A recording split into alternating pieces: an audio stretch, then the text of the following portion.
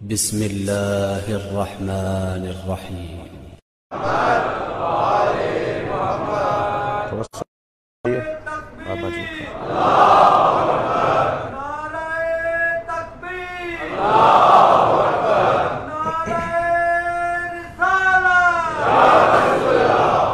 چلی نہیں رہی، یہ چل نہیں رہا۔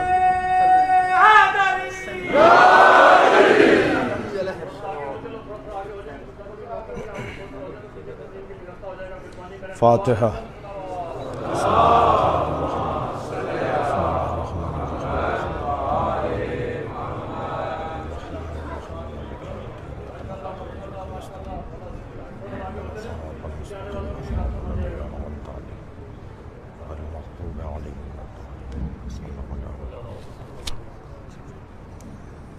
اعوذ باللہ من الشیطان الرجیم، بسم اللہ الرحمن الرحیم۔ الحمد للہ الذی لا یبلغ مدحتہ القائلون ولا یحصی نعماءہ العادون ولا یعدی حقہ المجتہدون، الذی لیس لصفتہ حد محدود ولا نعت موجود ولا وقت معدود ولا اجل ممدود، فطر الخلائق بقدرته ونشر الرياح برحمته، الصلاة والسلام على الرسول المسدد المصطفى الامجد المحمود الأحمد، سیدنا ومولانا ومولا الكونین جد الحسن والحسین عانی ابو القاسم محمد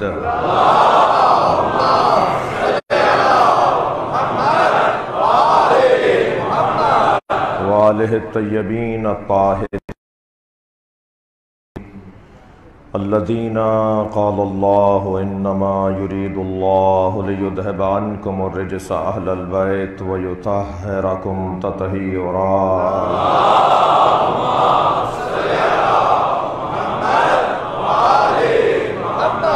ولعنۃ اللہ علی اعدائہم اجمعین من یوم عداوتہم الی قیام یوم الدین، اما بعد، قال الحکیم فی قرآن الکریم، بسم اللہ الرحمن الرحیم، قل هو اللہ احد اللہ الصمد لم یلد ولم یولد ولم یکن لہ کفوا احد۔ صلوات۔ یہ کہاں بیٹھا ہے ساؤنڈ والا بندہ؟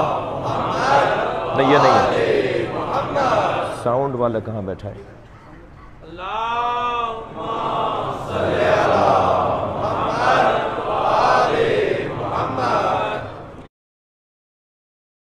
ان سے کہیے اس کی آواز ذرا بڑھا دیں۔ برائے خوشنودی امام زمانہ بلند تر صلوات۔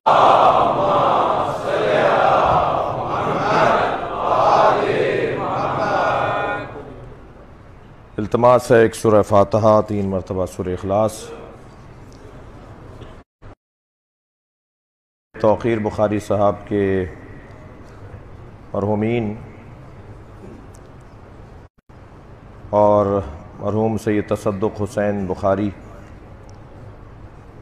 محترم توقیر بخاری صاحب کی اہلیہ، والدین ملک باس عسکری، آپ کے ذہنوں میں جو عزیز و اقارب، آپ کے جو عزیز و اقارب مرحومین ہیں، ان سب کی مغفرت کے لیے سورہ فاتحہ تلاوت فرمائیں۔ بسم اللہ الرحمن الرحیم، الحمدللہ رب العالمین الرحمن الرحیم مالک یوم الدین، ایاک نعبد و ایاک نستعین، اہدنا الصراط المستقیم، صراط الذین انعمت علیہم غیر المغضوب علیہم ولا الضالین۔ بسم اللہ الرحمن الرحیم، قل هو اللہ احد اللہ الصمد لم یلد ولم یولد ولم یکن له۔ بسم اللہ الرحمن الرحیم، قل هو لم یلد ولم یولد ولم یکن له کفوا احد، اللہم صل علی محمد وعلی محمد۔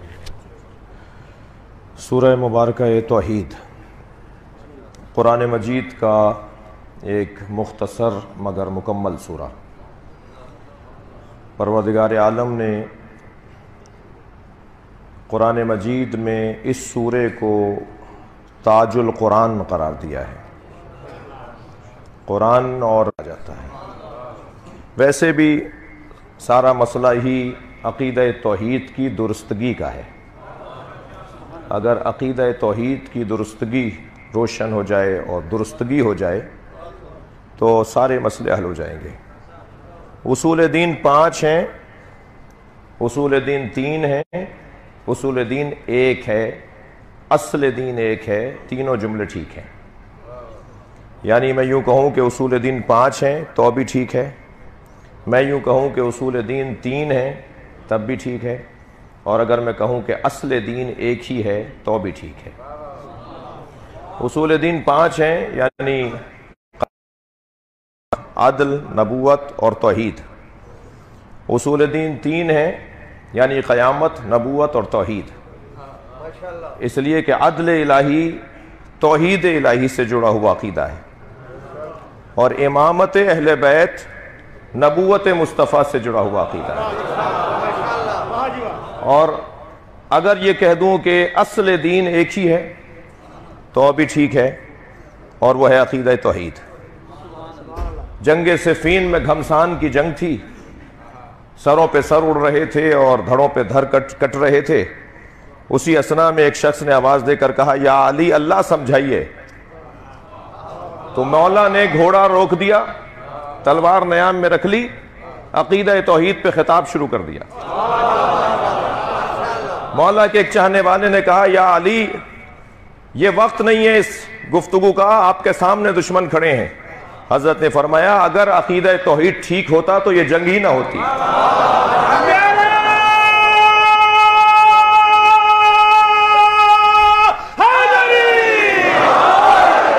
لہذا تمام تر اصولوں کا اصل اصول اگر کوئی عقیدہ ہے تو وہ عقیدہ توحید ہے. اور یہ ذہن عالی میں میرے محترم بزرگوں کے ہے اور کم سن ساتھیوں کے آ جائے کہ اگر عقیدہ توحید ٹھیک ہو جائے تو پھر خود بخود نبوت کا عقیدہ بھی ٹھیک ہوگا، خود بخود امامت کا نظریہ بھی ٹھیک ہوتا چلا جائے گا.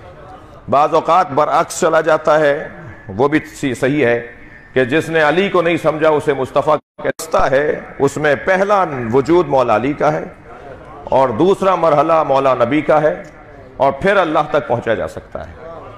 اور اگر اللہ سے واسطہ لینا ہے اور اللہ سے چیز لینی ہے تو وہ نبی اور علی سے ہوتا ہوا ہم تک پہنچے گا. میں یوں کہہ دوں کہ اگر وہاں سے دیکھیں تو پہلا اللہ، یہاں سے دیکھیں تو پہلا علی.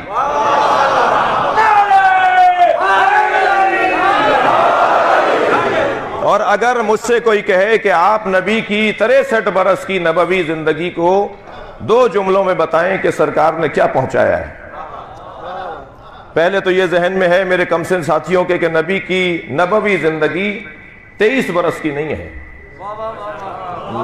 نبی کی نبوی زندگی 63 سال کی ہے. کہا جی 40 سال کے بعد نبی ہوئے، 40 سال کے بعد. اگر کوئی مجھ سے کہے کہ آپ نبی کی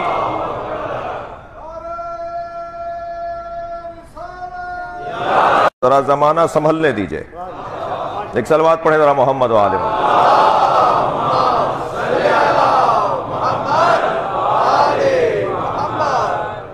توجہ حضرت کی. اور انتہائی محترم، مبارک اور انتہائی سمجھدار میرا سامع ہے، ذرا عبادت کو عبادت رہنے دیجئے، عادت نہ بننے دیجئے. صلوات پڑھیں ذرا محمد و آل محمد.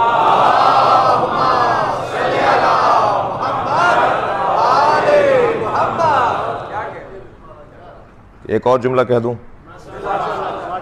جب عبادت عادت ہو جاتی ہے تو پھر ائمہ کے احکامات پر بھی اعتراض ہوتا ہے، اور جب عبادت عبادت رہے تو پھر حکم کی اطاعت ہوتی ہے.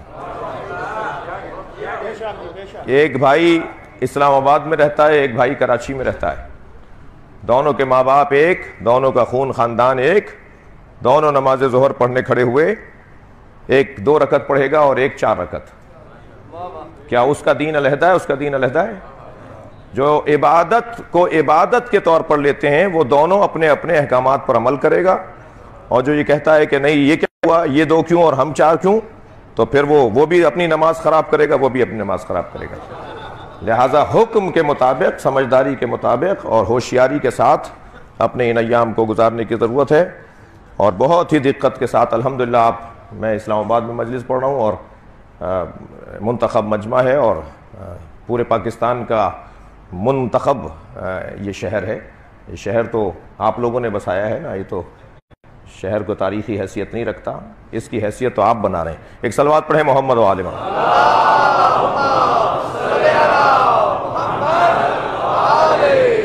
اس سے بہتر اور بلند صلوات نبی کی ذات۔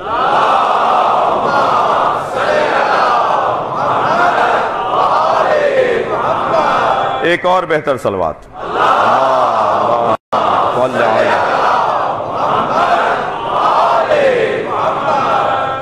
توجہ کر لیا آپ نے میرے مضمون پر۔ قرآن مجید کا دل سورہ، قرآن مجید کا جھومر سورہ، قرآن مجید کا حسن سورہ، تمام عقائد میں سب سے اصلی اور بنیادی عقیدہ عقیدہ توحید۔ مگر آپ نے غور کیا کہ اس آیت کا آغاز، اس سورے کا آغاز قل سے ہو رہا ہے۔ اللہ نے نہیں کہا هو اللہ احد، وہ اللہ احد ہے، جملہ پورا ہے، عربی اعتبار سے جملہ پورا ہے۔ اگر یہ کہہ دیا جاتا تب بھی بات پوری تھی، مگر اللہ کہہ رہا ہے قل، تم کہہ دو وہ اللہ احد ہے۔ اس کا موٹا سا سبب یہ ہے کہ اللہ وہ اللہ منوانا چاہتا ہے جو مصطفیٰ سمجھائے، اس لیے کہ اگر بغیر رہنمائی کے، وہ بھی رہنمائی مصطفیٰ کی، بغیر رہنمائی مصطفیٰ کے تم اللہ سمجھنا چاہو گے تو نہیں سمجھ پاؤ گے۔ دنیا میں کوئی نہیں ہے کہ جو اللہ کو نہ مانتا ہو۔ جو اللہ کو نہیں مانتے وہ بھی کسی کو مانتے ہیں، وہ کسی آغاز کو مانتے ہیں، وہ کسی مبدا کو مانتے ہیں، وہ کسی ابتدا کو ضرور مانتے ہیں۔ کوئی نہیں ہے دنیا میں جو اللہ کو نہ مانتا ہو، مگر جب اپنے دماغ سے اللہ مانتے ہیں تو کوئی پتھر اللہ مانتا ہے، کوئی درخت اللہ مانتا ہے، کوئی جانور کو اللہ مانتا ہے۔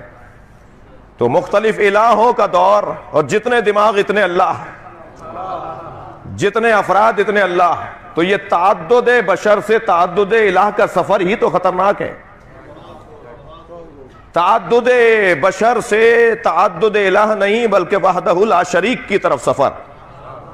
حسن یہ ہے کہ لوگ اربوں اور کھربوں میں ہوں مگر بات ایک کر رہے ہوں، یہ ہے حسن۔ کثرت در وحدت کا یہی فلسفہ ہے کہ تم کثرت میں رہو مگر وحدت کی طرف سفر کرو۔ وہ کثرت سے وحدت کا سفر ہے جو عقیدہ توحید کی طرف میں لے کے جاتا ہے۔ لہذا اللہ مانو گے تو پھر اپنے دماغ کا اللہ مانو گے، جسے چاہو گے اللہ مان لو گے، اور ایسا ہوا۔ یہ کوئی پہلی بات نہیں ہے اور پہلی دفعہ نہیں ہو رہی بات۔ اور سرکار نے بھی یہ نہیں کہا تھا میرا اللہ مان لو۔ اگر سرکار نے کہا تھا میرا اللہ مان لو تو اللہ ماننے میں تو پہلے ہی غنی تھے، ایک اور اللہ مان لیتے۔ جو 365 اللہ پہلے مان چکے تھے وہ ایک اور مان لیتے۔ نبی نے کب کہا میرا اللہ مان لو؟ نبی نے فرمایا پہلے سارے الہوں کا انکار کرو، انکار کرو اور ایک وحدہ لا شریک کا اقرار کرو۔ سارا مسئلہ آج کا انسان ہو یا ماضی کا، اس کے مزاج اور جو انکار کرنے کی جرات پیدا کر لیتا ہے وہ یا نبی بنتا ہے یا ولی بنتا ہے یا وہ مولائی بنتا ہے، وہ چاہنے والا اور مطیع و فرما بردار بنتا ہے۔ یہ جو انکار والا جرات اور مظاہرہ ہے یہ بڑا ہنر ہے کہ انکار کر دیا جائے۔ سرکار نے یہ بھی نہیں فرمایا کہ قولوا لا صنم الا اللہ، کہہ دو کوئی صنم نہیں ہے سوائے اللہ کے۔ نبی نے یہ نہیں کہا، اس لیے کہ صنم کسی چیز کے تراش لینے کے بعد تصور میں آتا ہے۔ تراشیدہ چیزوں کو صنم کہا گیا ہے، اور صنموں کی تاریخیں بھی ہیں۔ اور آگے جا کے جو کہا لم یلد ولم یولد، یہ آپ صنم شناسی کی اگر کتابیں میرے بچے اور جوان دیکھیں، بت شناسی کی کتابیں دیکھیں، بہرحال ایک علم ہے، ایک ہسٹری ہے، ایک تاریخ ہے۔ بت شناسی میں فلاں دیوی فلاں دیوتا کے گھٹنے سے نکلی اور فلاں دیوتا فلاں دیوی کے پیٹ سے نکلا، ان کے ہاں بھی اولادیں ہیں۔ یعنی صنم شناسی کی تاریخ میں اگر آپ جائیں، بت شناسی کی تاریخ میں، تو فلاں بت فلاں بتنی سے بنا، اور اب فلاں بتنی جو تھی وہ فلاں بت کی ماں تھی، یہ سب لکھا ہوا ہے۔ لہٰذا یہ تو بات ہی نہیں ہے کہ لا صنم الا اللہ، کہہ دو کہ کوئی صنم نہیں ہے سوائے اللہ کے۔ نبی نے یہ نہیں کہا، نبی نے کہا لا الہ الا اللہ، اس لیے کہ صنم تو تراشیدہ ہوتا ہے، مگر جو الہ ہوتا ہے وہ صرف مادی چیز نہیں ہوتی. کبھی شہرت بھی الہ بن جاتی ہے، کبھی کرسی بھی الہ بن جاتی ہے، کبھی منصب بھی الہ بن جاتا ہے، کبھی خاندان کی کثرت اور قوم کی کثرت بھی الہ بن جاتی ہے. یعنی کچھ لوگ ہیں جو اپنے خاندان کے بڑے ہونے پر فیصلے لیتے ہیں کہ ہمارا خاندان بڑا، کچھ ہیں جو کرسی بڑی ہونے پر اپنے آپ کو سب کچھ سمجھنے لگتے ہیں، کچھ ہیں جو شہرت کی بنیاد پر اپنے آپ کو سب سمجھنے لگتے ہیں. یہ جو کچھ سب سے اوپر سمجھنے کا جذبہ ہے یا کیفیت ہے، یہی تو صنمیت ہے، یہی تو الوہیت ہے. نبی نے یہ نہیں کہا کہ تم میرے اللہ کو مان لو، یہ نہیں کہا کہ صنم کا انکار کرو. نبی نے کہا پہلے ساری طاقتوں کا انکار کرو اور پھر ایک طاقت کا اقرار کرو جسے اللہ کہا جاتا ہے. عزیزان گرامی، اس زمانے میں نمازیں پڑھی جا رہی تھی، روزے رکھے جا رہے تھے جس زمانے میں حسین نے کربلا بسائی. اللہ مانا جا رہا تھا، الہوں کا انکار نہیں ہو رہا تھا. عبادت اللہ کی تھی مگر غیر خدا کے آگے بھی جھکا جا رہا تھا. جب غیر خدا کے ساتھ اللہ کے آگے جھکا جائے تو یہی تو توحید کی خلاف ورزی ہے. امام حسین نے کربلا کے میدان میں باطل الہوں کے نمائندے کا انکار کر کے ایک وحدہ لا شریک کا اقرار کروایا ہے. صلوات پڑھیں گے محمد و آل محمد.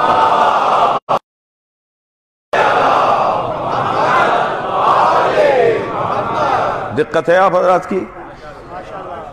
سارے الہوں کا نمائندہ بن کے یزید بیٹھا تھا. طاقت خاندان کی، طاقت دولت کی، طاقت کرسی کی، یہ ساری طاقتوں کا نمائندہ بن کے بیٹھا ہے. تو کیا کہا گیا؟ حقا کے بنا الہ الہ است حسین. یہ خواجہ معین الدین چشتی رحمت اللہ علیہ آدھا کلمہ نہیں پڑھ رہے. یا ضرورت شعری کا مسئلہ نہیں ہے کہ اگر پورا کلمہ پڑھ دیتے مصرے میں تو مصرہ بحر سے نکل جاتا، لہٰذا بحر میں رکھنے کے لیے، وزن میں رکھنے کے لیے انہوں نے آدھا کلمہ پڑھ دیا. اگر کہتے حقا کے بنا الہ الہ الا اللہ است حسین تو پہلے جو 3 مصرے تھے، شاہ است حسین، بادشاہ است حسین، دی است حسین، دی پناہ است حسین، سرداد نداد دست در دست یزید، اس بحر سے نکل جاتا چوتھا مصرہ. تو بحر میں رکھنے کے لیے انہوں نے کیا کیا؟ آدھا کلمہ پڑھ دیا. نہیں، ایسا نہیں ہے. انہوں نے بحر کو بچانے کے لیے آدھا کلمہ نہیں پڑھا ہے، بلکہ یہ بتانا چاہا ہے کہ اصل مسئلہ ہی اس زمانے میں لا الہ کا تھا، الا اللہ کا نہیں تھا.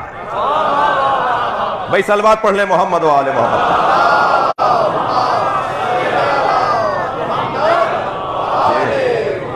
اب وہ جو لا الہ کا مسئلہ حسین ابن علی نے حل کیا ہے وہ ہے در حقیقت کربلا کا فلسفہ. اور عزیزان گرامی، قربانیاں بھی الا اللہ کے لیے نہیں دی جاتی، قربانیاں بھی لا الہ کے لیے دی جاتی ہیں، الا اللہ کے لیے. اللہ تو مان رہے تھے، زمانے میں بھی اللہ مان رہے تھے جس زمانے میں نبی کی بعثت نہیں ہوئی تھی. لہذا تبھی تو کہا ہے کہ میرے نبی سے اللہ لو. اللہ تو مان رہے تھے، اللہ کے اوپر بحث ہی نہیں ہے کہ اللہ کو مان رہے تھے یا نہیں مان رہے تھے. بحث یہ ہے کہ اللہ کے علاوہ بھی ساری طاقتوں کا اقرار ہو رہا تھا.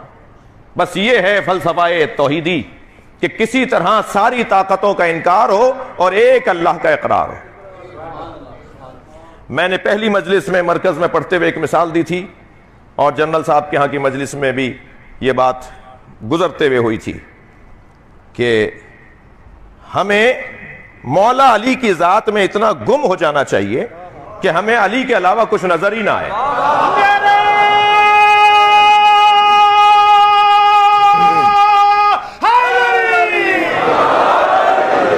ذوبوا فی علی کما ہوا ذاب فی الاسلام. گم ہو جاؤ علی کے اندر ایسے جیسے وہ اسلام میں اور اللہ میں گم ہو گئے. کما ہوا ذاب فی اللہ کما ہوا ذاب فی الاسلام. جی جب کسی چیز میں کوئی چیز اتر جائے تو پھر اسے اس کے علاوہ کچھ اور نظر نہیں آتی. اسی پانی میں، اسی شربت کے اندر اگر آپ اپنی انگوٹھی ڈال دیں تو اس انگوٹھی کو سوائے، کیونکہ اس کے چاروں طرف شربت ہی ہوگا، پانی ہی پانی ہوگا، اسے کچھ اور نظر نہیں آئے گا. تو جب جو چیز کسی چیز کے اندر ڈوب جائے اور اتر جائے تو اسے اس کے علاوہ کچھ اور نظر نہیں آتا. جیسے علی اللہ میں گم ہو گئے، ایسے علی والوں کو علی میں گم ہو جانا چاہیے. اور جب علی میں گم ہو جائیں گے تو علی کے علاوہ کچھ اور نظر نہیں آئے گا. مجھے جملہ کہنے دیجئے، جو صرف علی کو دیکھتا ہو دشمن اسے نظر کیسے آئے گا؟ اور عزیزو یہ ہے عقیدہ توحید کا ایک بنیادی پیغام کہ پروردگار عالم نے اپنے نبی کے ذریعے سے ہماری رہنمائی کی ہے۔ کہہ دو میرے حبیب وہ اللہ احد ہے، اے میرے حبیب کہہ دو وہ اللہ احد ہے۔ بحث احدیت کی ہے۔ عزیزان گرامی، عقیدہ توحید اور خاص طور پر سورہ مبارکہ توحید جس سے ہمیں یہ عقیدہ ملتا ہے، اس سورے کا بڑا گہرا ربط ہے مولا علی کے ساتھ، اور یہ میں زور عقیدت میں اور جوش بیانی میں نہیں کہہ گیا، بلکہ اس میں حدیث مبارکہ ہے۔ مولا نبی فرماتے ہیں یا علی مثلک کمثل سورۃ التوحید، یا علی دین میں، اسلام میں، میری امت میں تمہاری مثال ایسی ہے جیسے قرآن میں سورہ توحید ہے۔ یہ حدیث سنائی ہے۔ میرے مولا علی کو مولا نبی نے کچھ چیزوں سے مشابہ قرار دیا ہے۔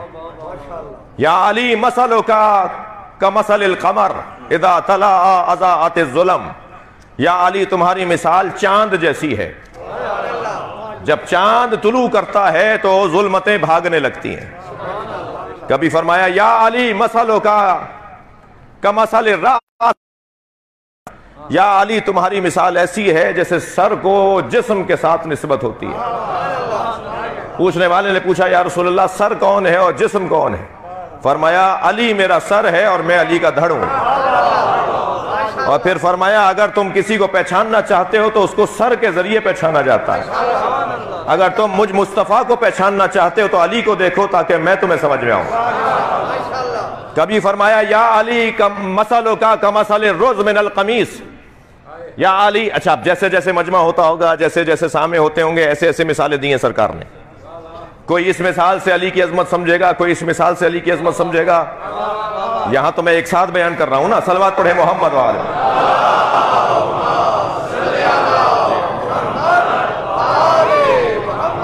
یا علی تمہاری مثال ایسی ہے کہ جیسے قمیص میں بٹن ہوتا ہے۔ اب یہ کیا مثال ہے قمیص میں بٹن کی؟ یقیناً سامنے والے کو سمجھانا مراد ہوگا کہ اگر قمیص میں بٹن نہ لگا ہوا ہو اور بغیر بٹن کے کوئی قمیص پہن کے باہر آ جائے تو معاشرہ اس کو سمجھتا ہے کہ اس کی عقل ٹھکانے نہیں ہے۔ مہذب لوگ اس انداز سے نہیں نکلتے، جن کے گریبان کھلے ہوئے ہوں، جن کے بٹن اوپر نیچے لگے ہوئے ہوں، جو تہذیب سے باہر آ رہے ہوں۔ ایک بے تہذیبی اور بد تہذیبی کی ایک نشانی انسان کا حلیہ بھی ہوا کرتا ہے، تو حلیے سے معلوم ہو جاتا ہے کہ کتنے تہذیب دار ہیں۔ تو بٹن نہیں ہوگا تو تہذیب دار نظر نہیں آئیں گے۔ نبی یہی بتانا چاہ رہے ہیں کہ اگر اسلام کی تہذیب دیکھنی ہے تو علی کو سمجھو۔ اس پورے پیکر اسلامی میں علی بن ابی طالب ایسے ہیں جیسے قمیص میں بٹن۔ اب یہ ایک مثال سرکار نے دی، ایک اور مثال سرکار نے دی، یا علی مثلک کمثل الکعبہ یدور ولا یدار، اے علی تمہاری مثال ایسی ہے جیسے خانہ کعبہ کی، تم خانہ کعبہ کی مثال ہو، اور کعبہ کسی کا چکر نہیں کاٹتا، سب کو کعبے کے گرد گھومنا ہوتا ہے، لہذا کوئی تم کسی کے گھر نہیں جاؤ گے، سب تمہارے دروازے۔ یہ مثالیں سرکار نے دیتے دیتے فرمایا یا علی مثلک کمثل سورۃ، ہماری مثال ایسی ہے جیسے قرآن مجید میں سورہ توحید۔ اب میرا سوال اپنے آپ سے اور تحقیقی مزاج رکھنے والوں سے یہ ہے کہ کیوں نبی نے مولا علی کو سورہ توحید سے تشبیہ دی ہے؟ ایک علت تو خود مولا نے بتا دی، مولا نبی نے بتا دی کہ کیوں۔ فرمایا کہ اگر کوئی ایک مرتبہ سورہ توحید پڑھے گا تو 1/7 قرآن پڑھنے کا ثواب اسے ملے گا، کوئی 2 مرتبہ پڑھے گا تو 75% تقریباً قرآن پڑھنے کا اسے ثواب ملے گا، اور کوئی 3 مرتبہ پڑھے گا تو 100% پورا قرآن پڑھنے کا ثواب ملے گا۔ فرمایا جیسے 3 مرتبہ سورہ توحید پڑھنے سے پورے قرآن پڑھنے کا ثواب ہے، ایسے ہی علی تم تک پہنچنے کے لیے بھی 3 منزلیں ہیں۔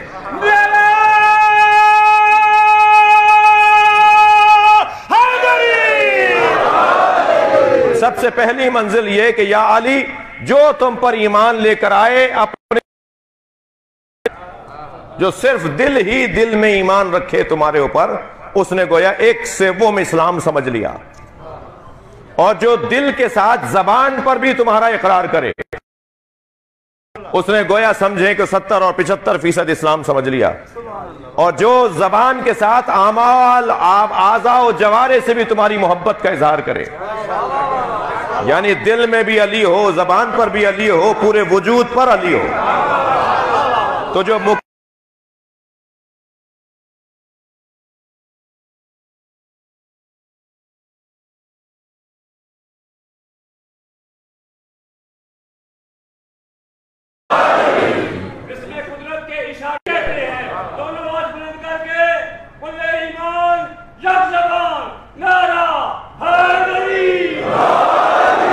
ایک اور بلند تر صلوات نبی کی ذات۔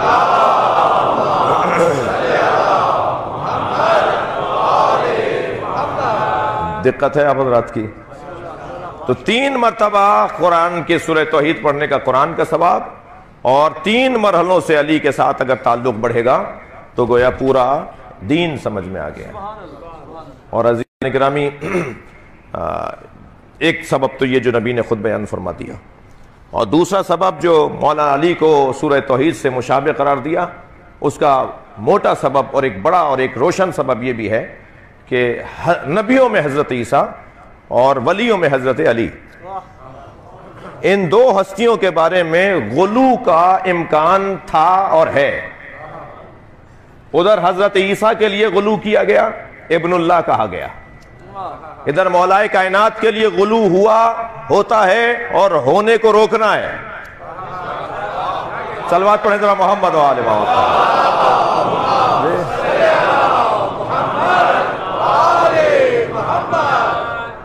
اس لیے کہ مولا کائنات کے باب میں بھی فضائل کا اتنی کثرت ہے اور اتنی گہری باتیں ہیں کہ جب انسان کا ذہن وہاں ختم ہو جاتا ہے، اس کے ذہن سے اونچی بات ہو رہی ہوتی ہے تو وہ پھسل رہا ہوتا ہے، وہ بہک رہا ہوتا ہے۔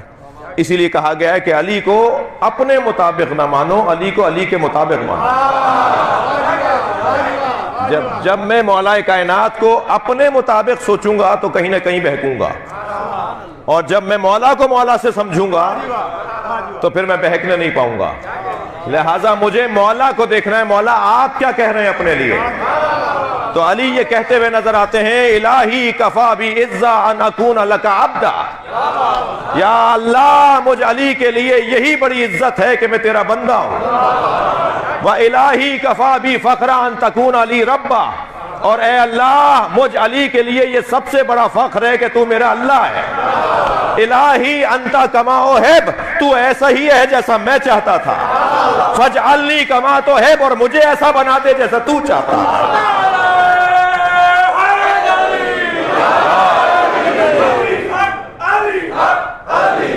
ماشاءاللہ ماشاءاللہ، بلند تر صلوات۔ شبر بھائی آپ کے اندر کا ساؤنڈ اچھا نہیں ہے، ابھی تو میں نے مصائب نہیں پڑھے کہ میرا گلا بیٹھ گیا۔ ہر خطیب کا اپنا انداز ہے پڑھنے کا، تو دیکھیں کیا ہوتا ہے۔ ابھی صلوات پڑھیں ذرا محمد۔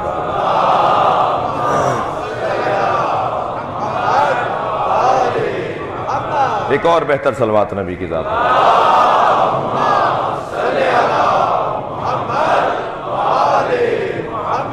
توجہ کر لی آپ حضرات نے؟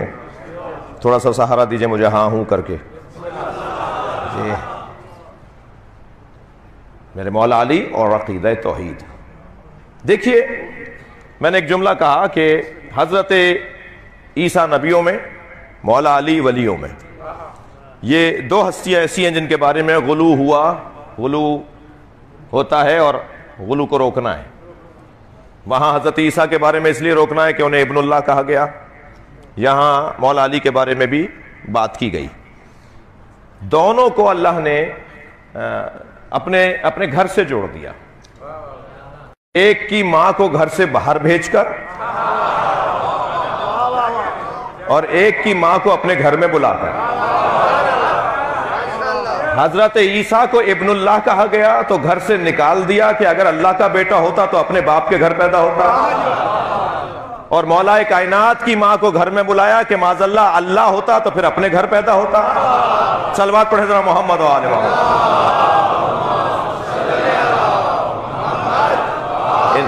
ان کا اپنا گھر کیوں نہیں ہے؟ انہیں اس گھر میں بلا کر بتایا کہ یہ ہمارے بندے ہیں، اور انہیں باہر بھیج کر بتایا کہ ان سے ہمارا اس رشتے سے کوئی تعلق نہیں ہے، یہ ابن اللہ نہیں ہے۔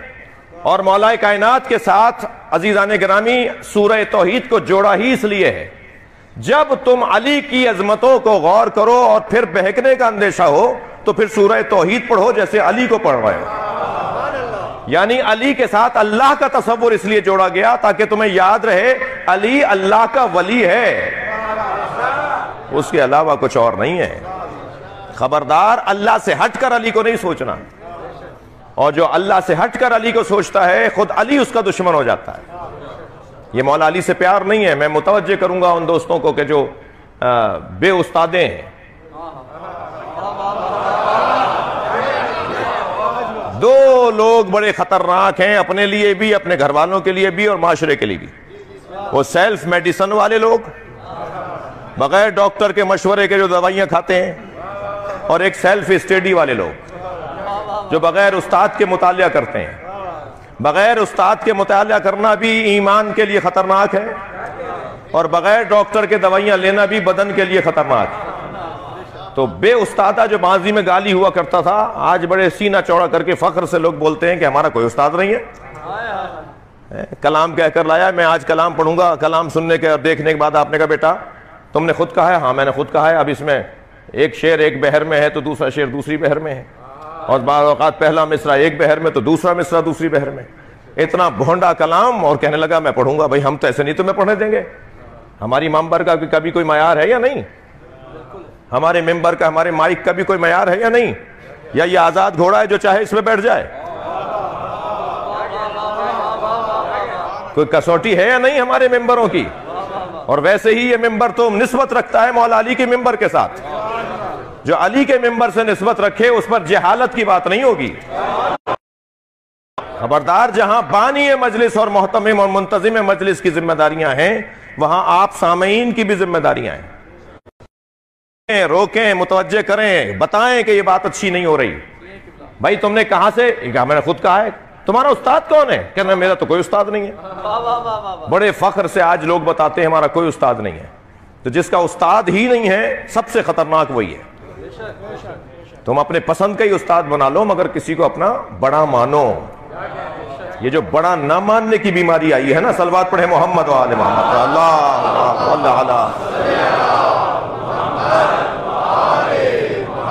اس نے ہمارے معاشرے کو بڑا نقصان پہنچایا ہے، اور ہم سنی شیعہ سب ساتھ مل کر رہتے ہیں اس ملک کے اندر۔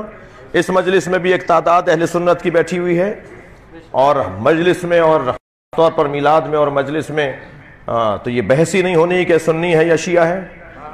ہم تو ویسے ہی زیادہ تر مجلسیں امام بارگاہوں میں کرتے ہیں، اس لیے کہ امام بارگاہ میں مسجد میں غیر مسلم نہیں آ سکتا، تو ہم تو امام بارگاہ بناتے ہی اس لیے ہیں کہ حسین کا خیمہ ہے۔ کسی پر کوئی پابندی نہیں ہونی چاہیے۔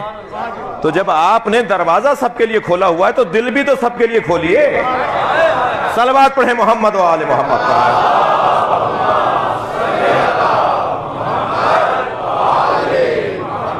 تنگ نظر علی کا چاہنے والا نہیں ہوتا، گھٹے ہوئے دماغ کا مولائی نہیں ہوتا۔ جو وسعت فکری کا حامل ہو، جو سعہ صدر کا حامل ہو، جو بالیدہ فکر کا حامل ہو، وہ حق رکھتا ہے کہے کہ میں مولا علی کا چاہنے والا ہوں۔ بھائی 3 لوگوں کو علی کا نام نہیں لینا چاہیے۔ ہاں ذرا سنبھل کے سنیں گے میرے بچے۔ 3 لوگوں کو مولا علی کا نام نہیں لینا چاہیے۔ ایک بزدل کو، بزدلوں کا کیا تعلق علی کے نام سے؟ ڈرپوک کا کیا تعلق علی کے نام سے؟ جس نام سے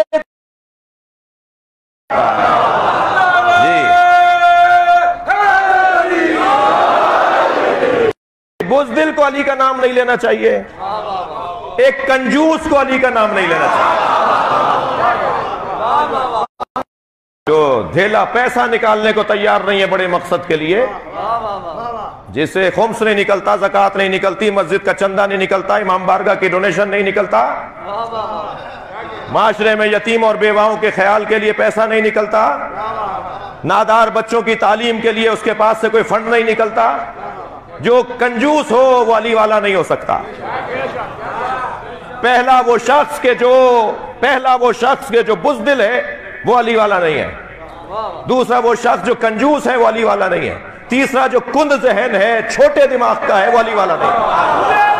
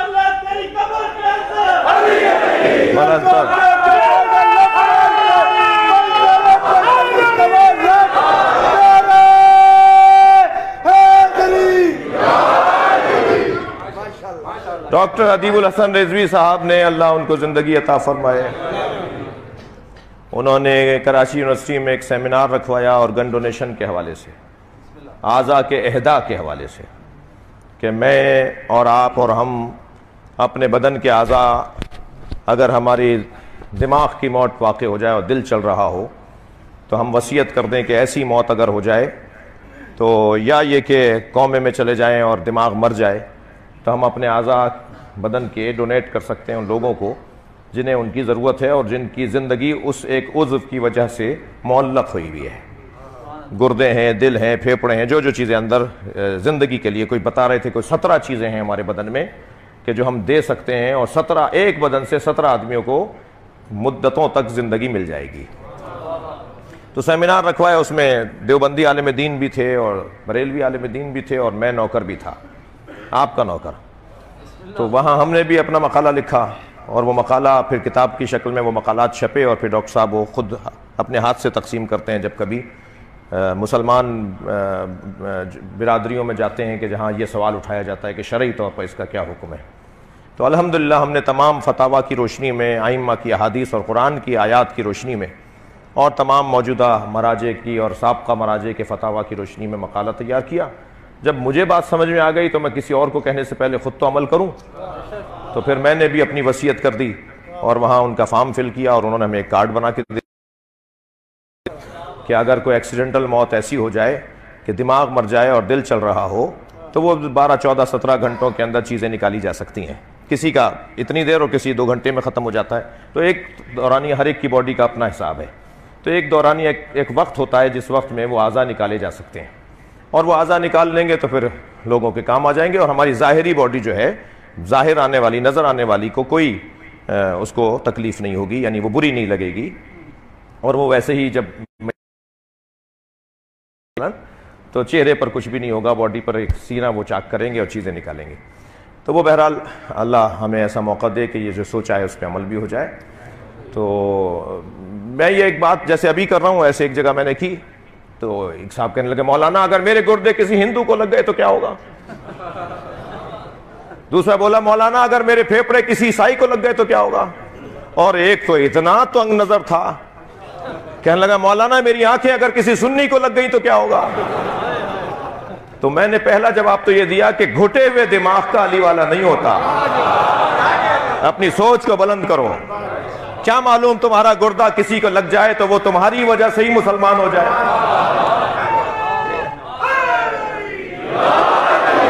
اور پھر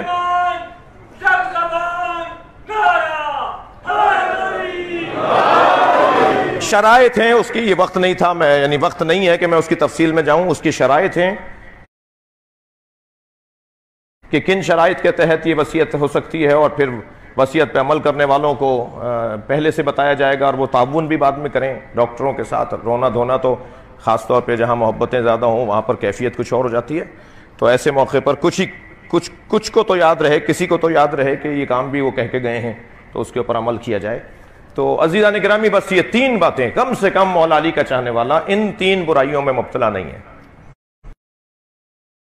کرنا ہے، اپنی فکر کو اونچا کرنا ہے، اور یہ ذہن عالی میں ہے کہ ہم سب کا احترام کریں گے مگر اپنے عقائد سے ہاتھ نہیں اٹھائیں گے. یہ ایک روشن پیغام ہے، یعنی سب کا احترام، سنی بھائیوں کا احترام، غیر مسلموں کا احترام، سب بھائیوں کے ساتھ ہم تعاون کریں گے، اور کرنا چاہیے، ورنہ یہ کسی طور بھی مکتب اہل بیت کی تعلیمات کی روشنی اور اس کے مطابق توحید کا عقیدہ توحید پروردگار در حقیقت پہنچایا ہی مصطفیٰ سرکار نے. کہا قل، تم کہہ دو کہ وہ اللہ احد ہے، تم کہو. یہاں بس ایک جملہ کہہ کے منزل مصائب کی طرف آؤں گا، اور وہ یہ کہ تم کہہ دو وہ اللہ احد ہے.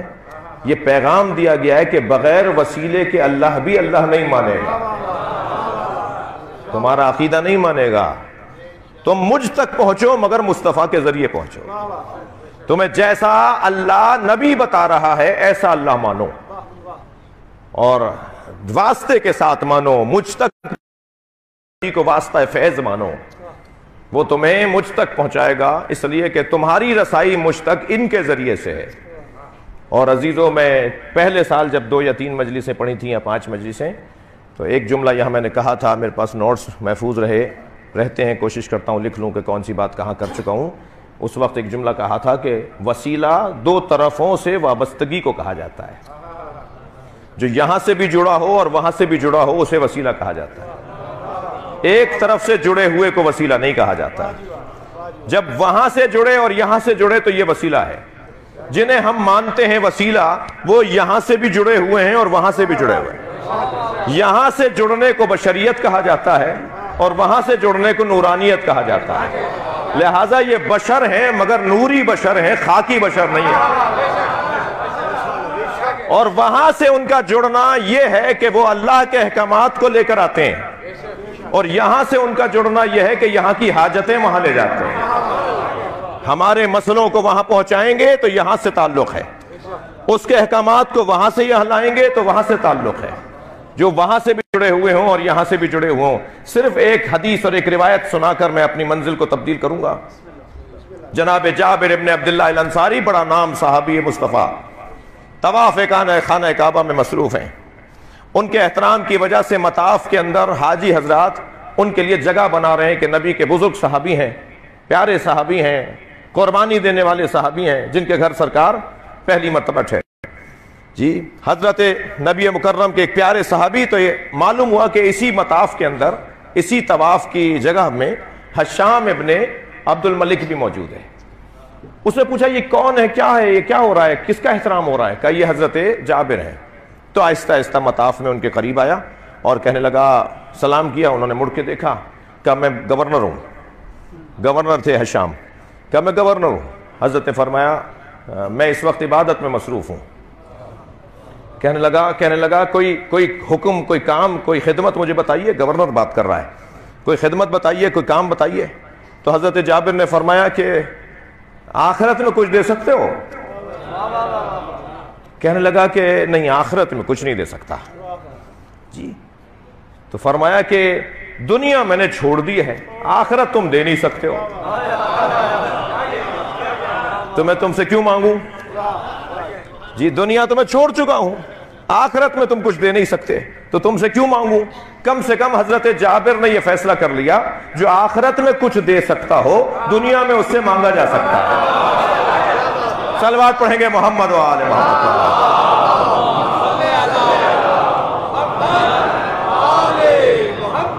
بس عزیزان گرامی، آخرت میں کون کیا دے سکتا ہے یہ سب پر روشن ہے. آخرت میں حسنین کے پاس جنت کی سرداری ہے، سیدہ خاتون قیامت ہیں جی، بی بی محشر ہیں، مولا علی صاحب و لوائے حمد ہیں۔ محشر میں جب کاروان ہدایت آئے گا، نبی کے ساتھ انبیاء ائمہ اوصیاء، ایک پورے جس نے ہدایت دی ہے بتدریج اور بالترتیب، ان کا قافلہ جب لایا جائے گا محشر میں، تو ان کے آگے آگے مولا علی چل رہے ہوں گے، اور مولا علی کے ہاتھ میں علم ہوگا، صاحب و لوائے الحمد، لوائس وہ جو لوا یعنی پرچم حمد، جس کے لیے ہے کہ اس کا ایک پھریرا، دو پھریرے ہوں گے اس کے، ایک پھریرا محشر کے مشرق تک جا رہا ہوگا، دوسرا پھریرا مغرب تک جا رہا ہوگا، اور اس علم کو اب کیا کیفیت ہوگی، کیسی کیفیت ہوگی، وہ تو جانے کے بعد اور وہاں پہنچ کے ہی معلوم ہوگا، لیکن جو احادیث میں بیان ہوا ہے، اور اس علم کو مولا علی اٹھائے ہوئے ہوں گے، اور ان کے پیچھے مولا نبی ہوں گے، اور ان کے پیچھے پھر سارا ہدایت کا کاروان ہوگا۔ تو آخرت میں اور محشر میں تو انہی کے ہاتھ میں اختیار ہے، تو جب محشر میں اور آخرت میں انہی کے ہاتھ میں اختیار ہے، تو دنیا میں بھی انہی کے دروازے پہ رش ہونا چاہیے، اور یہی وسیلے کا فلسفہ ہے۔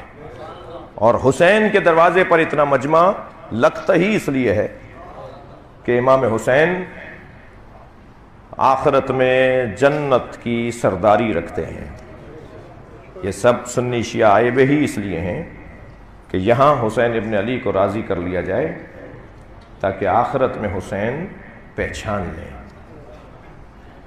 جناب خواجہ نظام الدین ثانی محرم نمبر میں لکھتے ہیں کہ کربلا کے میدان میں حسین ابن علی نے جب خطبہ دیا تو اس خطبے میں اس حدیث کو بار بار تکرار کیا۔ تم نے یہ حدیث سنی ہے کہ نبی نے فرمایا ان الحسن والحسین سیدہ شباب اہل الجنہ، حسن و حسین جوانان اہل جنت، فرمایا میں ہی وہ حسین ہوں کہ جس کے پاس جنت ہے، میں ہی تمہیں جنت دینے اور نہ دینے کا ذمہ دار ہوں، تو تم مجھے مارنے آئے ہو، تم میرے خون سے اپنے ہاتھوں کو رنگین کرنا چاہتے ہو، جبکہ تمہیں پتہ ہے کہ محشر میرے ہاتھ میں ہے، جنت میرے ہاتھ میں ہے، تمہیں مرنا ہے، آخر جنت چاہیے یا نہیں چاہیے، تو تم مجھے مارنے آئے ہو۔ یہ کہہ کر میرے مولا نے دشمن سے خطاب کیا، اور پھر فرمایا کہ اگر تم میری بات کو سن نہیں رہے ہو، مان نہیں رہے ہو، تو میری حجت تمام ہوئی، آؤ مجھ پہ حملہ کرو۔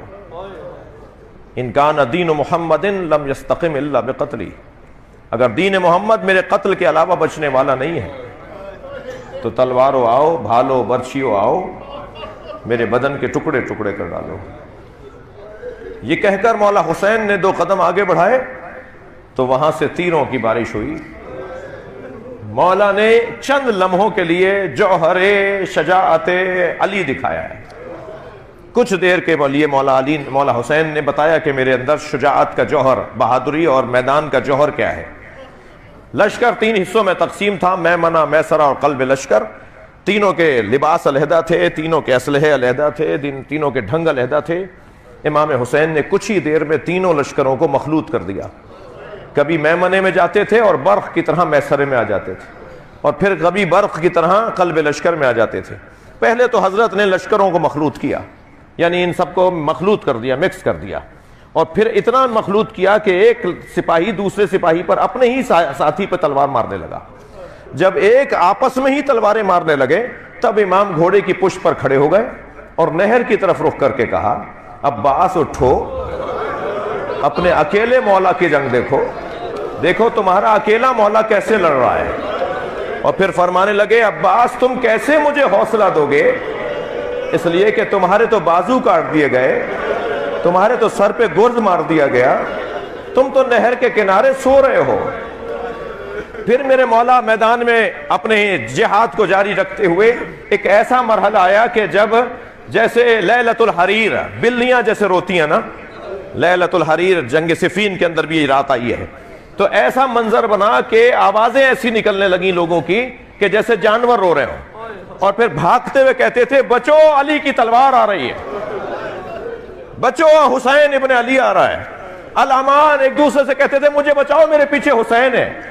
حضرت مختار نے چند سپاہیوں سے جب پوچھا کہ تم نے کیا دیکھا، حسین کی جنگ کیسی تھی، تو ان میں سے بتایا لوگوں نے کہ ہمیں ایسا لگتا تھا کہ ہر ایک کے پیچھے حسین ہے، یعنی ہر ایک کہتا تھا کہ میرے سامنے حسین ہے، میرے پیچھے حسین آ گیا۔ تو لوگ بھاگتے ہوئے نظر آئے، جب لوگ بھاگنے لگے الامان الحفیظ بچاؤ بچاؤ، تو پھر امام حسین گھوڑے کی پشت پہ کھڑے ہو گئے اور پھر گنجے شہیداں کی طرف رخ کر کے کہا، علی اکبر اٹھو، اپنے اکیلے بابا کی جاؤ، جب تم لڑ رہے تھے تو میں تمہیں حوصلہ دے رہا تھا،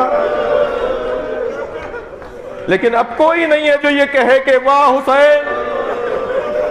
یہ کہتے رہے امام حسین نے ایک مرتبہ اللہ سے مناجات شروع کی، اور ان مناجات میں اس کیفیت میں مناجات، اور مناجات بھی نثری نہیں ہے، نظمی ہے۔ نظم، شعر انسان جب کہتا ہے جب انتہائی سکون میں ہو، بے سکونی میں کوئی شعر نہیں کہہ پاتا۔ بڑے بڑے شاعروں سے قلم چھوٹ جاتا ہے جب ان کے ہاں سکون نہ پایا جائے، ذہنی سکون نہ ہو۔ امام حسین اس کیفیت میں شعر کہہ رہے ہیں اور کہتے ہیں، ترکت الخلق طرا لہواک، یا اللہ میں نے ساری مخلوق کو تیری خاطر چھوڑ دیا۔ ترکت الخلق طرا لہواک، میں نے ساری مخلوق کو تیری خاطر چھوڑ دیا۔ وَأَيْتَمْتُ الْعَيَالَ لَيْكَ أَرَاكَ، اور اب میں سکینہ کو یتیم کر رہا ہوں، اب میں اپنے بچوں کو یتیم بنا رہا ہوں تاکہ تیرا قرب مجھے نصیب ہو جائے۔ جسے میر انیس دو مصروں میں لکھتے ہیں کہ امام حسین فرماتے تھے، ہاتھ خالی تیرے دربار میں آتا ہے حسین، مناجات کر رہے ہیں اللہ کی بارگاہ میں، ہاتھ خالی تیرے دربار میں آتا ہے حسین، کوئی فدیہ تیرے قابل نہیں پاتا ہے حسین۔ اور یہ کہہ کر حسین ابن علی نے اپنے آپ کو پھر میدان میں اتارا، تو سنیں گے کہیں سے تیر آئے، کہیں سے نیزے آئے، کہیں سے برچھیاں آئیں، اور جس کے ہاتھ میں کچھ نہیں تھا وہ پتھر مار رہا تھا۔ اب حسین زین فرس پہ ڈگمگانے لگے، کبھی دائیں گرنے لگتے تھے تو سنبھل کے بیٹھ جاتے تھے، اور اس جانب اشارہ کر کے کہتے تھے لا واللہ مجھے نہیں چاہیے، مجھے نہیں چاہیے، پھر دوسری طرف گرنے لگتے تھے، پھر زین پکڑ کے سنبھل کے بیٹھتے تھے اور اس طرف اشارہ کر کے کہتے تھے مجھے نہیں چاہیے، لا واللہ مجھے نہیں چاہیے۔ آیت اللہ مشکینی فرماتے ہیں کہ معرفت کی نگاہوں سے دیکھو کون کیا دے رہا تھا جو حسین نہیں لینا چاہ رہے تھے۔ جب حسین گرنے لگتے تھے تو نبی آگے بڑھ کے کہتے تھے میری گود میں آ جاؤ، اور امام فرماتے تھے نا یہ میرا امتحان ہے۔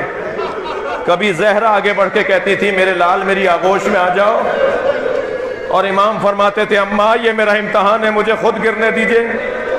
اور پھر فرمایا اے گھوڑے اے ذوالجناح، اب تیری پشت پہ مجھ سے بیٹھا نہیں جاتا، مجھے زمین پر اتار دے۔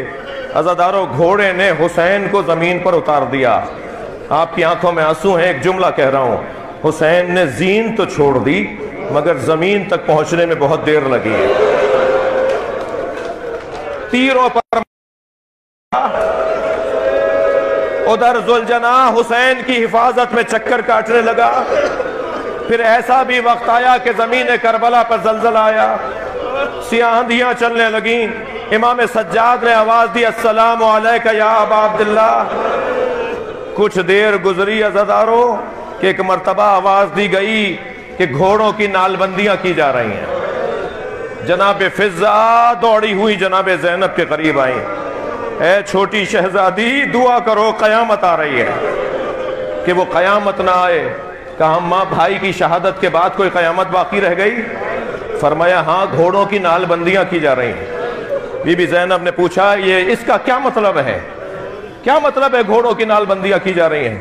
کہا پسر سعد نے آواز دی ہے کہ جس کے پاس تازہ سومے لگے ہوئے گھوڑے ہیں، جس کے پاس بڑے صحت مند گھوڑے ہیں، وہ باہر لے کر آئے۔ 10 گھوڑوں کا انتخاب کیا گیا ہے۔ جناب زینب نے پھر پوچھا اماں اس کا کیا مطلب ہے؟ کہا حسین کے بدن پہ گھوڑے دوڑائے جائیں گے، اجرکم اللہ۔ ادھر گھوڑے دوڑنا شروع ہوئے، زینب کبریٰ دیکھ رہی ہیں کہ بھائی کا بدن سامنے ہے، دوڑتے ہوئے گھوڑوں کو روک دیا گیا۔ معلوم یہ ہوا کہ حبیب ابن مظاہر کا لاشا اٹھا رہے ہیں، اور کچھ سپاہیوں میں ایسے نکل آئے ہیں یزیدی لشکر میں جو یہ کہتے ہیں کہ ہم نے حبیب کا نمک کھایا ہے، ہم اپنی آنکھوں کے سامنے لاشے کو مسلح ہوتے نہیں دیکھیں گے۔ عزادارو ایک ایک لاشا اٹھا لیا گیا، ایک لاشا حسین کا رہ گیا۔ فرزند زہرا کا غریب میرے مولا کا لاشا، مشرق کے گھوڑے مغرب کی طرف دوڑے، اور گھوڑے دوڑ گئے حسین کا لاشا پامال ہو. بس آخری جملہ، جب بہن پہنچی ہے بھائی کے لاشے پر تو امام کی پسلیاں کمر سے نکل رہی تھیں. جناب زینب سے بھائی کا لاشا پہچانا نہیں گیا تو آواز دے کر کہا انت اخی زینب، کیا تم ہی زینب پہ بھائی حسین ہو؟ پھر مدینے کی طرف رخ کر کے نانا کو سلام کیا، صلی علیکہ یا رسول اللہ، ھذا حسین مرمل بالدماء، یا آپ کا حسین خاک و خون میں غلطان، الا لعنت اللہ علی قوم الظالمین. یا اللہ ان آوازوں پر رحمت نازل فرما، رونے والوں کی توفیقات میں اضافہ فرما، ہم سب کی عاقبت بخیر فرما، بانیان کے رزق میں عزت میں اضافہ فرما، حاضرین کی توفیقات میں اضافہ فرما، امام زمانہ کے ظہور میں تعجیل فرما. ربنا آتنا فی الدنیا حسنۃ وفی الآخرۃ حسنۃ وقنا عذاب النار. آپ ہمارے لیٹسٹ ویڈیوز کے بارے میں جاننا چاہتے ہیں تو ہمارے چینل کو سبسکرائب کریں اور بیل آئیکن کو پریس کریں. شکریہ.